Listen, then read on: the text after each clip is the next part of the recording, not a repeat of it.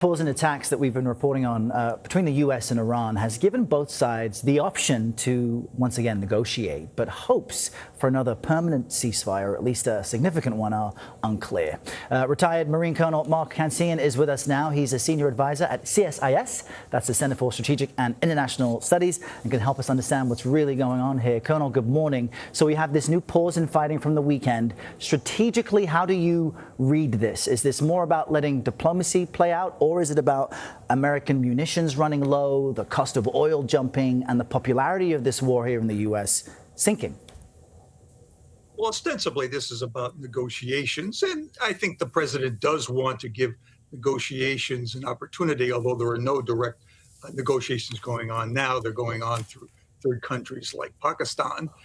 But the munitions shortages are now affecting decision-making. The United States has used half to a third of many of its critical munitions.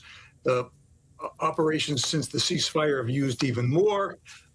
There's a lot of concern in the Pentagon about a future conflict, whether the United States would be sufficiently prepared for a conflict with China, for example.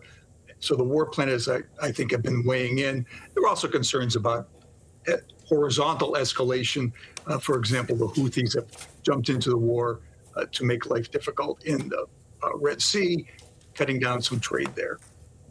Colonel, this also comes a week after we lost a U.S. service members for the first time in months. Talk to us, just given your experience, how that impacts boots on the ground.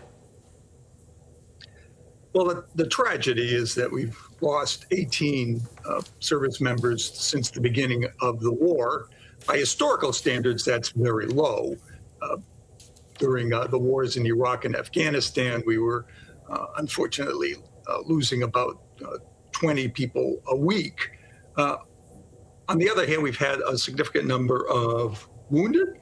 Most of those have gone back on duty. Many of them, maybe even the majority, were the result of concussions. The medical community is much more sensitive to concussions and those effects than it was in the past.